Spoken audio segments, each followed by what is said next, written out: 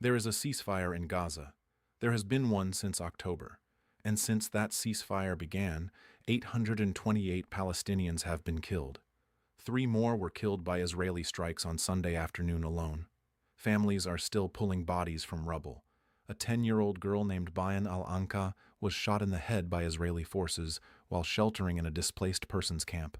A ceasefire was in place when that happened. Now Israel's military is telling its government something that should alarm every person watching. Another round of fighting in Gaza is described as almost inevitable. The demand, Hamas must surrender its weapons within 281 days, in 5 stages, completely, irreversibly. Hamas's answer, no.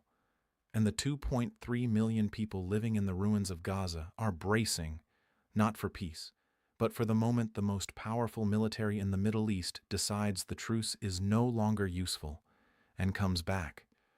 This is that story, and it is happening right now. To understand what is happening in Gaza right now, you need to understand the extraordinary gap between the word ceasefire and the reality it is supposed to describe. The ceasefire agreement between Israel and Hamas was reached in October 2025.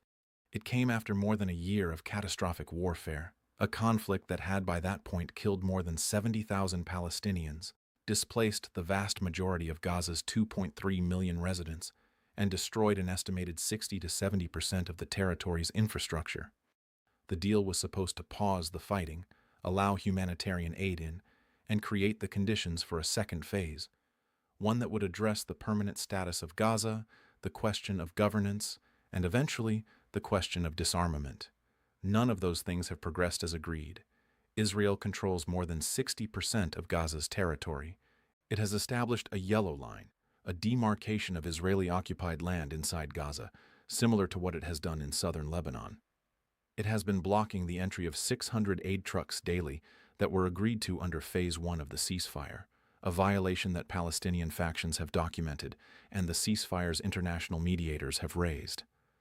And it has conducted near-daily strikes inside Gaza, strikes during a ceasefire, that have killed 828 people since October. The governance situation is equally unresolved. A body called the National Committee for the Administration of Gaza, the NGAC, has been established as a technocratic civilian administration, but analysts say it is being designed in practice to become a security arm of the Israeli occupation rather than a genuinely independent Palestinian authority. And now, with the Iran war on a fragile ceasefire, the Lebanon front still smoldering, and Israel's military stretched across multiple theaters simultaneously, Netanyahu's government is setting a new ultimatum for Gaza. Disarm completely. Surrender your weapons in 5 stages over 281 days. Or the war comes back. Hamas said no before the sentence was finished. Let's go through what Israel and the U.S. are actually asking for, because the details of the disarmament plan matter enormously to understanding why it has been universally rejected. The plan was advanced by Nikolay Mladenov, the UN's special envoy involved in the negotiations. It builds on Trump's own 20-point vision for Gaza, and according to Hamas Political Bureau member Abdul Jabbar Saeed, who described it publicly, the roadmap requires the complete disarmament of Hamas, not just its military wing, not just the surrender of heavy weapons, but all weapons, within 281 days across 5 staged phases. Here is the mechanism that makes it coercive beyond just the military dimension. Under this plan, humanitarian aid, reconstruction, and the opening of Gaza's border crossings are all strictly conditioned on the phased handover of weapons. In other words, your children eat when you disarm. Your hospitals get rebuilt when you surrender. Your borders open when your weapons are gone. Analysts who spoke to Al Jazeera described this framework as designed to enforce the complete political surrender of the armed groups, not just their military defeat. It is designed, they said, to decouple weapons from any political horizon, meaning it demands disarmament with no corresponding guarantee of a Palestinian state, no diplomatic path to independence, no security guarantee for the population that surrenders. Hamas political analyst Wissam Afifa put the Palestinian position plainly. The resistance insists that disarmament is tied to the ambition of establishing a Palestinian state and a complete end to the occupation. And this is where it escalates. Because a unified front, Hamas, Palestinian Islamic Jihad, and the Popular Front for the Liberation of Palestine, has now collectively rejected the disarmament prerequisite entirely. Not conditionally, not with counterproposals. Entirely. This could trigger exactly the resumed offensive that Israel's military is already calling almost inevitable. Experts warn that if Israel launches a renewed ground operation in Gaza, while simultaneously managing the Lebanon front and watching the Iran ceasefire deteriorate, it could push the entire region back into full-scale multi-front warfare. Development 1. A senior Israeli military official told Channel 15 that another round of fighting is almost inevitable, and Netanyahu canceled his own cabinet meeting to avoid making a decision. A senior official in the Israeli military's general staff told Channel 15 that an additional round of fighting in Gaza was almost inevitable.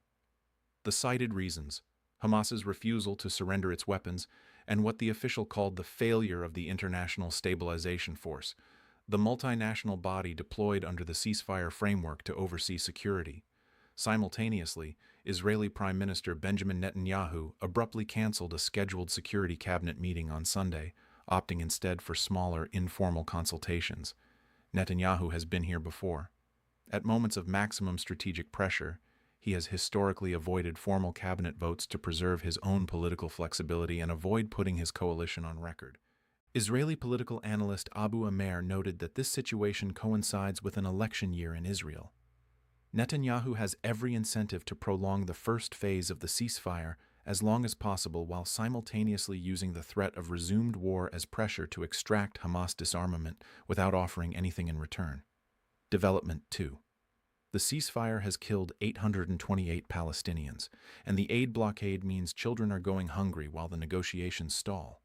The first phase required 600 aid trucks per day into Gaza. That has not been honored. Palestinian factions, international mediators including Egypt and Qatar, and multiple UN agencies have all documented this violation. Qatar's foreign ministry spokesman said plainly, Israel is not allowing in the quantity or type of aid agreed to in the ceasefire deal. The result: acute food insecurity, blocked medical supplies, continued deaths, all during a ceasefire. Hamas spokesman Hazem Qasem said Israel must fulfill Phase 1 commitments before any discussion of Phase 2 can be credible. Development 3. The International Stabilization Force is already being declared a failure. The ISF was supposed to oversee security, governance transition, and disarmament. But it has not been fully deployed. Countries involved are still debating core details. Yet Israel's military is already calling it a failure, giving justification to move toward renewed operations. Development 4. The Israeli military is exhausted and under pressure to attack. Former Israeli military operations chief Israel Ziv said the army is deeply exhausted. Reservists are serving around 80 days per year in 2026, yet the same military leadership says another round is almost inevitable, while dealing with Lebanon and a fragile Iran ceasefire. An exhausted military under political pressure to attack is not making purely strategic decisions. The death toll in Gaza since October 2023 has reached at least 72,608. The Iran ceasefire is on the edge. The Strait of Hormuz is tense. Lebanon is under constant strikes, and Gaza is being told the truce may end. Hamas has said disarmament must be tied to Palestinian statehood. A senior negotiator told NPR, "We will not negotiate without cards in our hands." The U.S. and Israel, according to analysts, are trying to separate disarmament from any political outcome. A renewed war would take place in a territory where infrastructure is still devastated and people have nowhere to go. Israel says the ceasefire is failing because Hamas won't disarm. But Israel has not fully complied with Phase 1 terms either. Hamas says it is open to disarmament, but only with a political guarantee. That guarantee does not currently exist. Netanyahu faces an election. The incentive is to delay decisions and maintain control. The ceasefire is failing not because of one side alone, but because it was built on a sequence that cannot currently be fulfilled. The bodies are real. The ceasefire is a word. and 2.3 million people are trapped between them. Gaza's ceasefire has been in place since October. 828 Palestinians have been killed during it. A senior Israeli military official says another round of fighting is almost inevitable. Hamas has rejected disarmament demands. The stabilization force is being declared a failure. The disarmament plan ties aid and survival to surrender, without political guarantees. Hamas refuses. Israel refuses to negotiate political outcomes first. The deadlock remains. Meanwhile, 72,608 people are dead. The ceasefire was supposed to begin peace. Instead, it has become a pause before the next war. The aid blocked, the weapons demanded, the political horizon removed, and a population of 2.3 million people facing the possibility of enduring it all again. The truce is fraying. The threat is real. And the decision to return to war is being made quietly, not publicly, and the world is watching what happens next. Subscribe, hit the bell button, and stay tuned.